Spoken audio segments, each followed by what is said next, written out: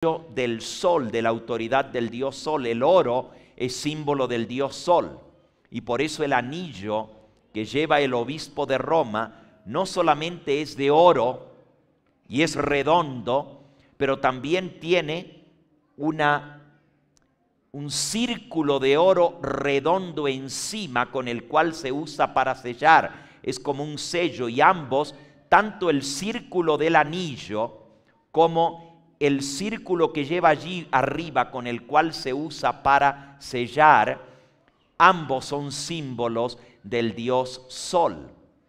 Se adora al representante del Sol, el vicario, así se le llama, el representante de Cristo, pero Cristo está representado por la hostia, que es el dios Sol. Por lo tanto, el obispo de Roma es el representante del paganismo que se ha metido dentro de la iglesia, y se llama abominación desoladora, porque de allí en adelante todo el que no reconociese al obispo de Roma como cabeza de la iglesia y como digno de respeto y adoración, que no se sujetara al obispo de Roma, al Papa, es perseguido. Por eso es abominación desoladora. Y no solamente comienza a perseguir a los que se le oponen, pero dice en el versículo 32, con lisonjas seducirá a los violadores del pacto. Los que son violadores del pacto son seducidos con lisonja. Ahí comienza la venta de los puestos públicos. Los reyes, los gobernantes y todos los puestos del imperio romano son ahora vendidos por dinero. Con lisonja seduce a los violadores del pacto. El Papa establece a los reyes, y en el caso que estos no le obedezcan o no le sean fieles, los depone, y entonces le ofrece ese territorio a otro que le sea fiel. Sin embargo, Dios dice en el versículo 32, el pueblo que conoce a su Dios se esforzará y actuará. Y los sabios del pueblo instruirán a muchos, y por algunos días caerán a espada y a fuego, en cautividad y despojo. Aquí está hablando en estos versículos de esos horribles días de persecución, cuando el papado desata la persecución contra aquellos que instruyen al pueblo en la verdad, aquellos que se esfuerzan, el pueblo que conoce a su Dios. Cuando ellos vieron la señal de la abominación desoladora, tuvieron que huir. Los pueblos que antes vivían en paz, cuando el obispo de Roma fue coronado cabeza de todo el mundo cristiano, de todas las naciones de Europa, en el 538, fue la señal para que los hijos de Dios tuvieran que huir. Los valdenses tuvieron que dejar sus valles donde vivían y subir a los montes para esconderse. Se desataron persecuciones terribles contra todos los pueblos que no se sujetaron al obispo de Roma, contra los albigenses, contra los cátaros, contra los lolardos, contra los husitas, contra los hugonotes. Son todos pueblos que no se sujetaron al obispo de Roma, no le reconocían como representante de Dios, porque adoraban solamente a Cristo, el Dios verdadero. No doblaron sus rodillas delante del soberbio obispo de Roma, no aceptaron sus leyes cambiadas, no aceptaron sus lisonjas, ni permitieron ser comprados por lisonja. Por eso tuvieron que caer a filo de espada, a fuego, en cautividad y en despojo. En el versículo 34 se explica cómo en su caída Dice el versículo 34, serán ayudados de pequeño socorro. Ahora, esa frase es muy significativa. Ese pequeño socorro que vino a los perseguidos por 1260 años, el papado persiguió a todos aquellos que no se le sujetaran, a los que querían defender la verdad de Cristo, el pacto santo, la salvación por la fe. Y saben, esa era una de las grandes consignas de los valdenses y albigenses. Cuando ustedes leen lo que creían los valdenses y albigenses, esos pueblos perseguidos que por siglos tuvieron que estar escondidos en las montañas, creían que la salvación era solamente por la fe en Cristo. Creían que no había salvación fuera de Cristo. Creían que ningún hombre tenía el poder de dar el perdón de los pecados, que el único que podía perdonar los pecados era el Hijo de Dios que estaba a la diestra de Dios. Creían que el bautismo no era para niños, sino para adultos que se arrepentían de sus pecados y confesaban el nombre de Cristo. Creían que todos aquellos que eran salvos recibían el Espíritu Santo para obedecer la ley de Dios, y que la ley de Dios era escrita en el corazón de aquellos que habían sido redimidos por gracia. Muchos de los valdenses y albigenses guardaban los mandamientos de Dios por la fe en Cristo, inclusive el santo sábado. No tenían imágenes, creían que la Biblia era su única regla de fe y práctica, y esa era la herejía que los condenaba, porque aceptaban solo la Biblia como palabra de Dios y no se regían por los dictámenes y las leyes de los hombres, ni del Papa ni de los concilios de las iglesias. Su fe estaba puesta solamente en Cristo. Dice aquí, fueron perseguidos, caerán a espada, a fuego, en cautividad y en despojo, pero en su caída serán ayudados de pequeño socorro.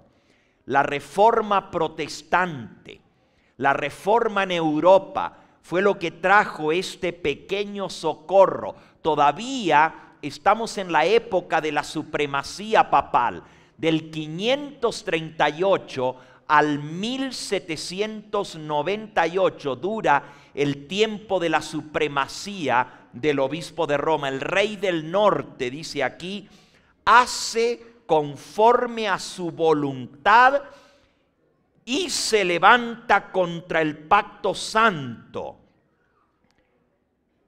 Y se entiende, se enoja contra el pacto santo, pero hace pacto, hace entendimiento con los que abandonan el pacto santo. Esta época es terrible para el pueblo de Dios.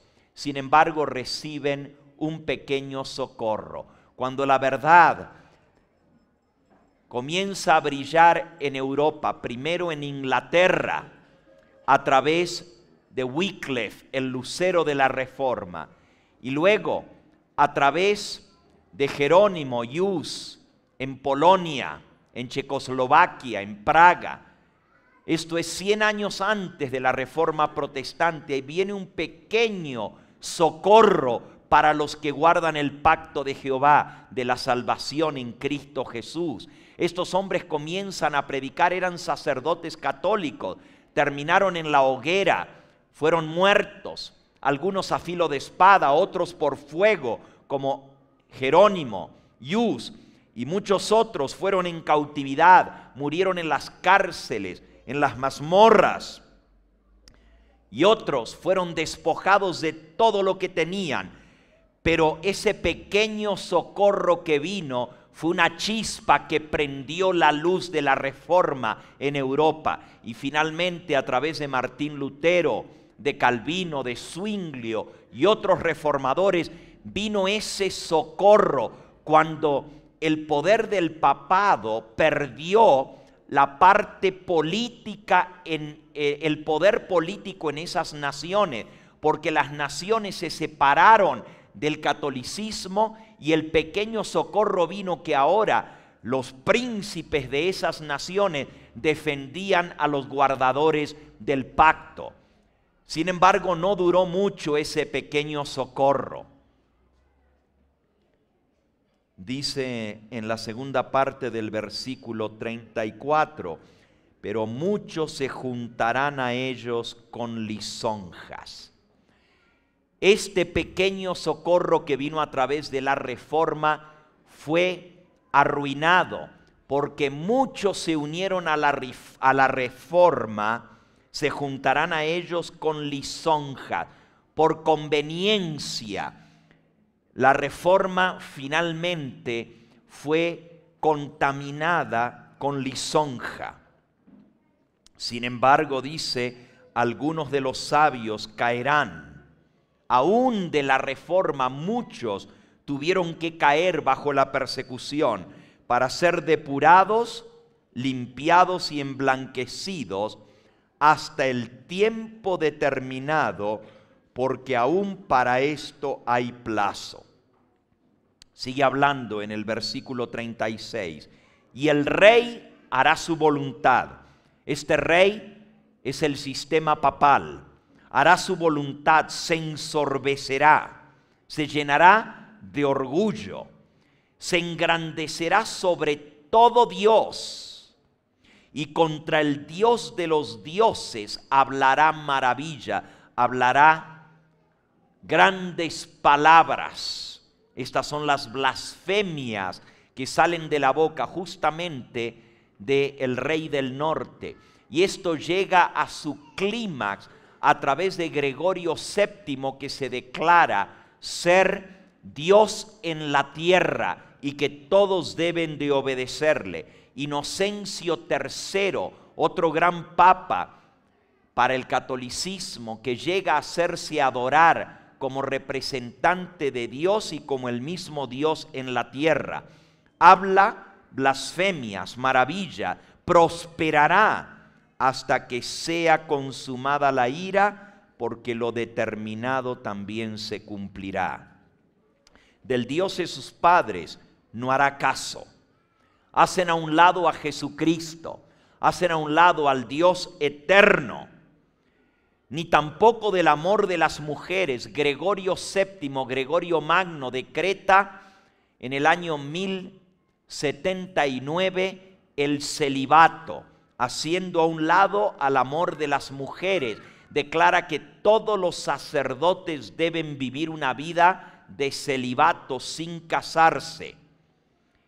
No respeta a Dios alguno, porque sobre todo Dios se engrandecerá. El papado llega a su clímax no solamente engrandeciéndose contra Cristo y contra Dios, sino también contra los reyes de esta tierra. Se cree superior a ellos.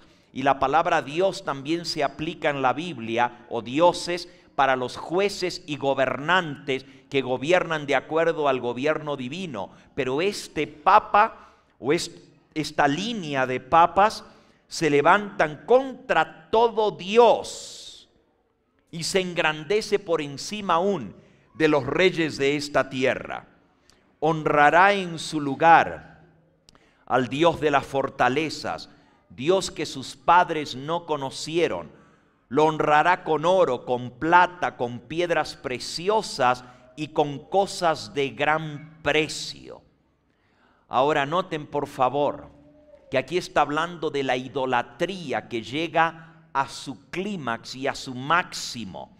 Y este Dios, el Dios de las fortalezas, se refiere al Dios Sol, cuyo culto es introducido dentro del templo o de la iglesia cristiana, o así llamada cristiana. Isaías capítulo 44 nos habla de lo que es esta idolatría, de cómo adornan con oro, con plata, con piedras preciosas y cosas de gran valor a sus dioses. Dice Isaías capítulo 44 versículo 9: los formadores de imágenes de talla, todos ellos son vanidad. Lo más precioso de ellos para nada es útil. Ellos mismos son testigos para su confusión de que los ídolos no ven ni entienden. ¿Quién formó un Dios? ¿Quién fundió una imagen que para nada es de provecho? He aquí que todos los suyos serán avergonzados, porque los mismos artífices son hombres. Todos ellos se juntarán, se presentarán, se asombrarán y serán avergonzados. El herrero toma la tenaza, trabaja en las ascuas, le da forma con los martillos, trabaja en ello con la fuerza de su brazo. Luego tiene hambre, le faltan las fuerzas, no bebe agua y se desmaya.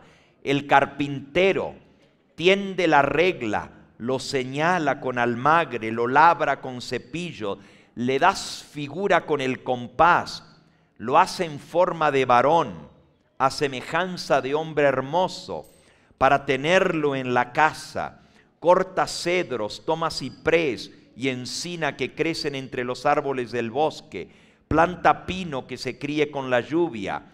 De él se sirve luego el hombre para quemar, toma de ellos para calentarse, enciende también el horno y cuece panes, y hace del sobrante un dios, lo adora, fabrica un ídolo y se arrodilla delante de él. Parte del leño lo quema en el fuego, con la otra parte cuece y come, prepara un asado y se sacia, y después se calienta y dice: oh, me he calentado y he visto el fuego, y hace del pedazo de madera que le sobra un dios, un ídolo suyo. Se postra delante del ídolo, lo adora y le ruega diciendo: líbrame porque tú eres mi Dios.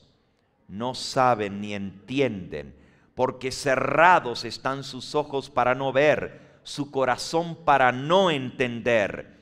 No discurre para consigo, no tiene sentido ni entendimiento para decir: parte de esto lo quemé en el fuego. Sobre sus brasas cocí pan, asé carne y la comí. Haré del pedazo que me sobra una abominación, me postraré delante de un tronco de árbol. Noten, abominación, el culto a las imágenes. Esto es lo que fue introducido en el mundo así llamado cristiano, y millones de personas hoy en día adoran a imágenes. Las adornan, dice Daniel 11:38. Adoran a Dios que sus padres no conocieron. El papado ha ido haciendo nuevos ídolos para adorar. Con cada generación que pasa vienen nuevos ídolos. Les llaman santos, los canonizan, pero son dioses que sus padres no conocieron. Se siguen agregando nuevos dioses al santoral. No les llaman dioses, les llaman santos, pero en la antigüedad los dioses paganos también eran hombres que vivieron en esta tierra, héroes que al morir ascendieron al cielo y ahora son adorados como si fueran dioses. Se les reza, se les pide que les hagan favores y milagros. De igual manera los santos hoy en día fueron hombres y mujeres que vivieron en esta tierra, que murieron, que según la doctrina católica han ascendido al cielo, y ahora el Papa declara que son dignos de adoración, que son dignos porque han sido canonizados. Canonizados es, se asegura que están en el cielo y que pueden interceder por nosotros. Lo adoran, les hacen imágenes, los adornan con oro, con piedras preciosas, con plata y cosas de gran valor. Con un Dios ajeno, dice el versículo 39, se hará de las fortalezas más inexpugnables y colmará de honores a los que le reconozcan, y por precio repartirá la tierra. Aquí está hablando de cómo el papado se extendió por todas partes del mundo, aún llegó a América, y a través de estos dioses ajenos entraron a las fortalezas más inexpugnables. Fíjense, el papado dominó al imperio maya, el catolicismo dominó al imperio azteca, dominó al imperio inca. Todos eran adoradores del sol y de la luna y de los astros, y sin embargo, por la fuerza, con dioses ajenos, dice aquí, entraron a estas fortalezas inexpugnables y colmaron de honores a los que los reconocían, pero destruían a los demás, y por precio repartirá la tierra. Todo esto es la obra del papado a lo largo de los siglos, cumpliendo la profecía. Y con esto llegamos a los últimos 5 versículos de Daniel capítulo 11. Y estos últimos versículos nos traen a nuestros días. Dice el versículo 40: pero al cabo del tiempo, el rey del sur contenderá con él, y el rey del norte se levantará contra él como una tempestad. Aquí aparece nuevamente un poder. Después de esas guerras que vimos anoche entre el rey del norte y el rey del sur, entre Roma y el paganismo, entre Roma y los que se levantaban contra el rey del norte, Egipto es una de esas naciones que se le llamó el rey del sur. Pero resulta que Egipto fue dominado por los romanos. Con el tiempo, los que se levantan contra el rey del norte, que es Roma, son aquellos que atacan al rey del norte con su ideología atea. Así como el rey del sur, Egipto, era en contra de los dioses romanos y finalmente del cristianismo, y se les llamaba ateos porque no creían en el Dios del cristianismo. De igual manera, surge un poder que la Biblia identifica como el rey del sur. El rey del sur tiene que ver con lo contrario al papado.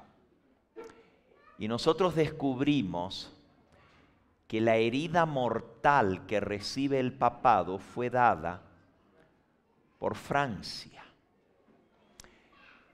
Fue Napoleón Bonaparte que se levantó en contra del papado, en contra del dominio del papado en la Edad Media, y se levanta en contra de todo lo que es clericalismo.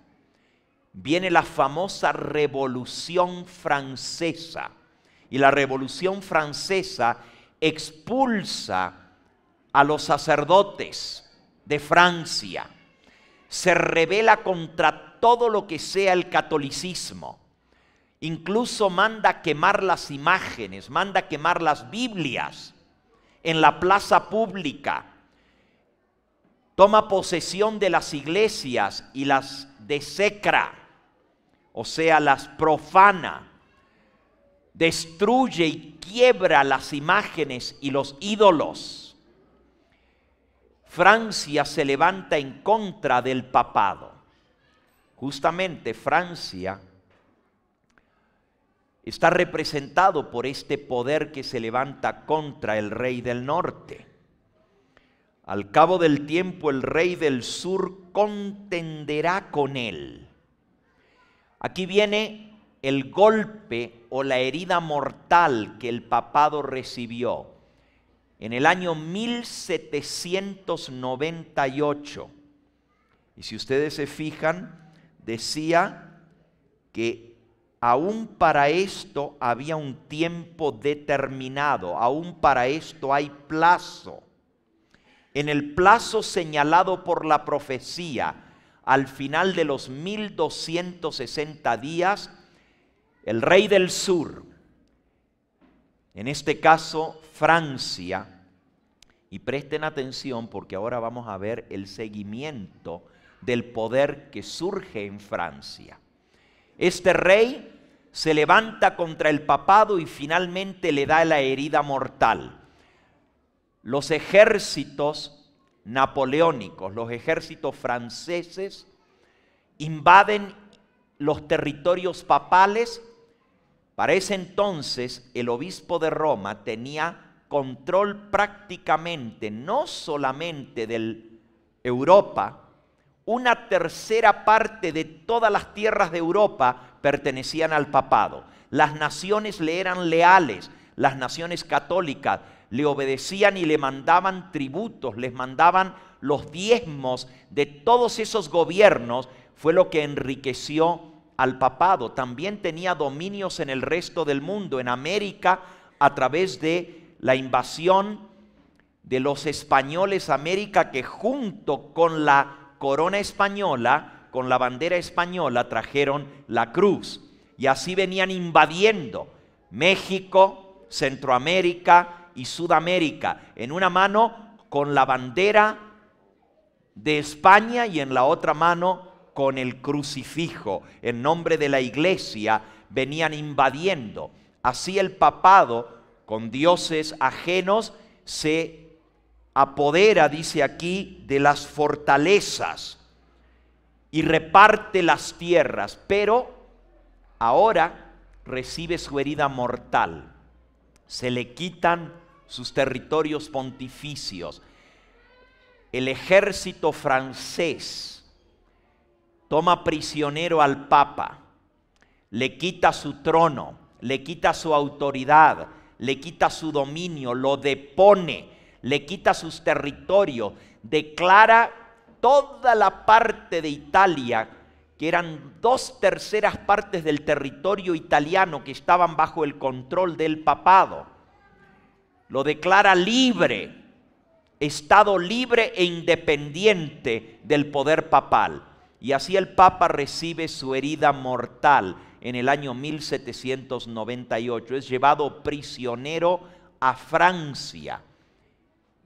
Este poder que por tantos siglos dominó el mundo, finalmente el rey del sur se levanta contra él como una tempestad, con carros y gente de a caballo y muchas naves. Entra e inunda y pasa. Pero ahora el rey del norte se levanta contra el rey del sur. Ahora escuchen bien. Las ideas que se comenzaron en Francia con la Revolución Francesa, finalmente son adoptadas en la revuelta o la revolución bolchevique. ¿Saben ustedes lo que es eso? Esta es la revolución rusa que finalmente establece el comunismo en Rusia. Comienzan las ideas ateas en Francia y finalmente son abrazadas por Rusia, y los zares de Rusia dan lugar al imperio comunista. Todavía sigue siendo ateo